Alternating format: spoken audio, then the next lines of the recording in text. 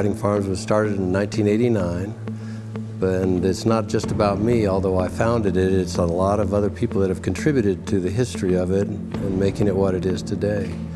Whiting Farms has been in business now for 28 years. I actually incorporated in 1989, right after I finished my doctorate in poultry genetics at the University of Arkansas. And while there, I learned about a thing called fly fishing and fly tying, and I actually had a different business idea entirely. So I contacted a fellow that had a hatchery or some incubators, and I asked him, could I rent his hatchery or buy his incubators from him? But he said, no, but I'll sell you my hackle company. And they actually had only barely gotten started in the hackle business. We're just getting off the ground, and then they had a major disaster where their incubator dumped all their eggs. In hindsight, it didn't make much sense that they'd killed off their breeding stock before they hatched their next successive generation. But they went on and sued the incubator company for this fault of the machinery, and I guess they settled on the courthouse steps. But my introduction and education in the hackle business started off with a stack of legal documents about 1.5 feet high. That was their preparation for the trial. And literally the guy just kind of pitched it across the table to me and said, here you go. And so I took that back with me to graduate school and poured through the whole thing. And in there I heard things such as Hoffman hackle and Hebert hackle and Metz, of course. And that was my introduction.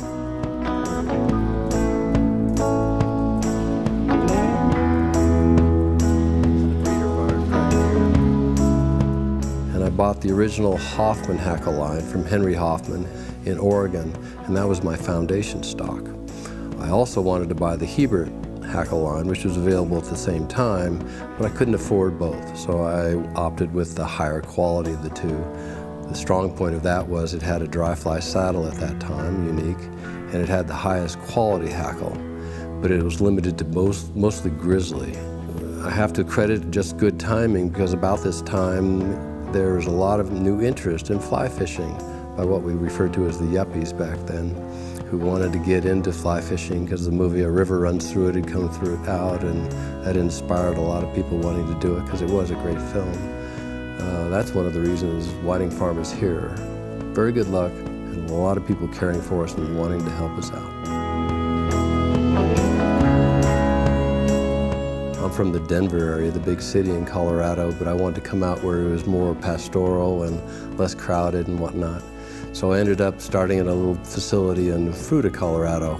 It was actually a foreclosed on seed warehouse facility, and I thought I could raise roosters there. And without going into too much agonizing detail, it was a pretty bad failure the first year. Most of the birds were not very good. So one of the fellows I met there, who was a mink farmer and was taking the carcasses from the harvest, said, well, why don't you go down and talk to the guys in Delta? There's a bunch of mink farms down there, and they're going out of business. And so I needed cages. That's what I didn't have. So mink farms are nothing but cages. So I went down and met an elderly gentleman who was walking around in a walker and had 3 mink facilities, and he took a chance on me because the market for mink was pretty well going away at that time. And I subsequently moved my operations from Fruita, Colorado to Delta, Colorado, bought one of the Studi fur farms first. They moved the mink out, and we moved the roosters in. So it was very great serendipity that I ended up in a place where there was people with expertise about how to raise an animal with something of high value on the outside that's got to be kept in a cage by itself. And so as we grew and did more and more birds and expanded as fast as we, and sometimes couldn't manage, we always tried to evolve and improve things, not only genetically improving the birds, but improving the system. So I think we do things radically different than anyone else does, and the fact we go year-round is something that none of them do. We have production on 2 different separate ranches. Currently we have 22 sheds in the system, a state-of-the-art hatchery, and one important factor of it, and it's the only way I can imagine a hackle company could work, is that you have to be vertically integrated, completely integrated. So we own the pedigree lines, the genetic lines, they're proprietary. We have breeders. I do a lot of work in selecting the breeders, then they're put in production.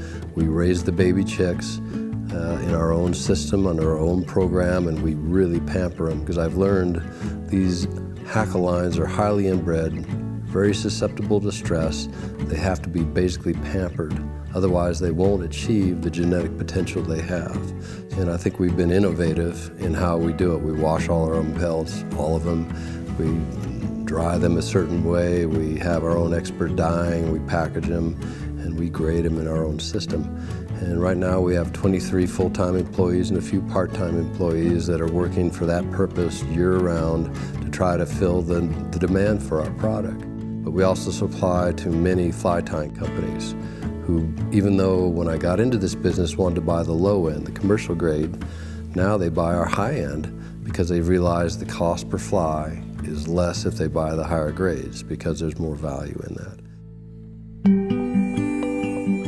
I work for Tom because I love fly fishing. This is my passion. And I believe that Tom Whiting has the largest impact on fly tying than anybody has ever in the world. The advances that he has made just in feathers, nothing can be matched. There's no one person that has made this kind of contribution.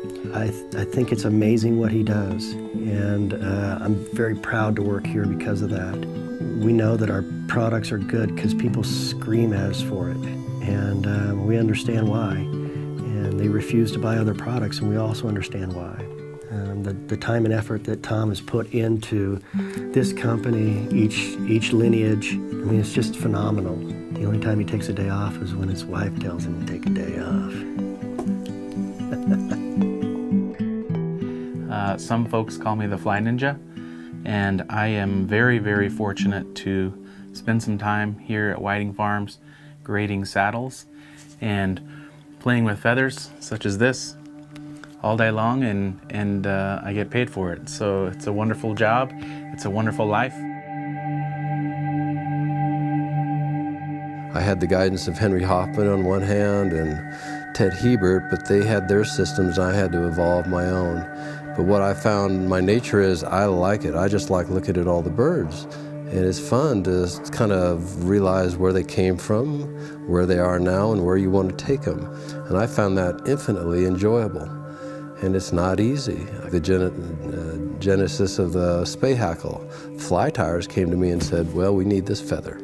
And I looked around at different options on how to do it, and I came up with a couple, and one of them has worked out rather well.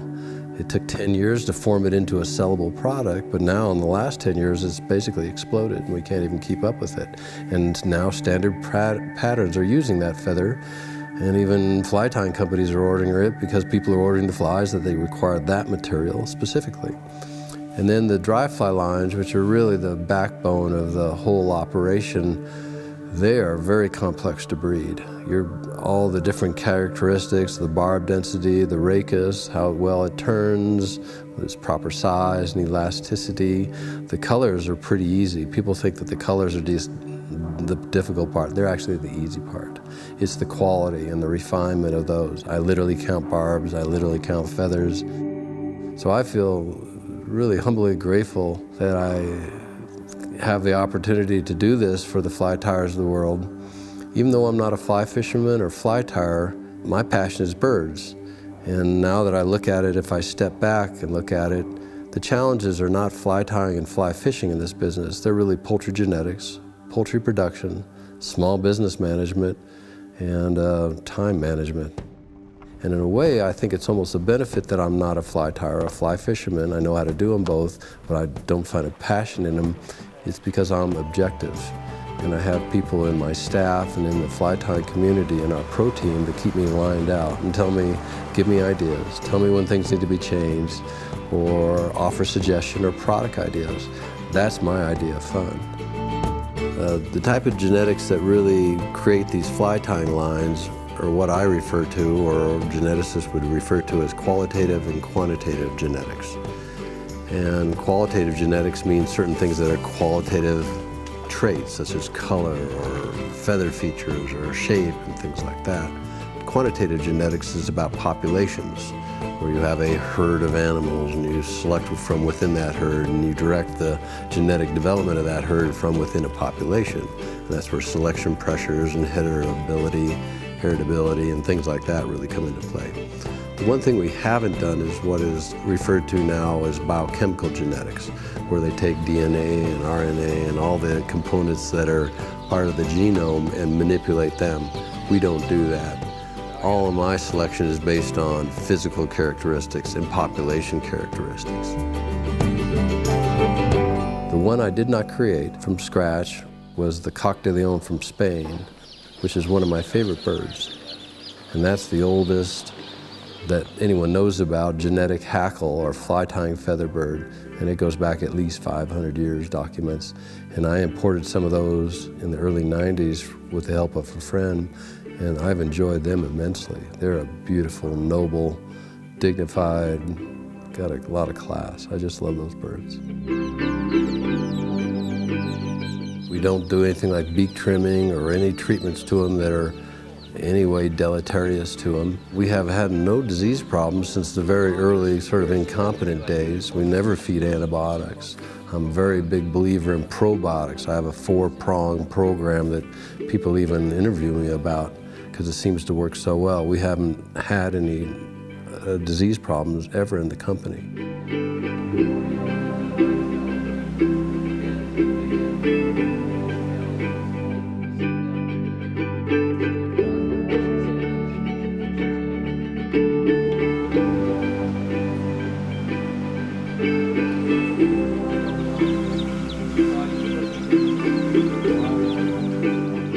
What's their succession plan? You're on the stage and you're, yeah. I always thought, you know, in a funny way, it was, you know, hit a nail in the head. You know, because I am now 60 years old and I've maybe got a few good years left in me, but, you know, I have to think about where these lines are going to be, who's going to take them over. Like in the case of the Heber Minor, I'm the 4th custodian of this line.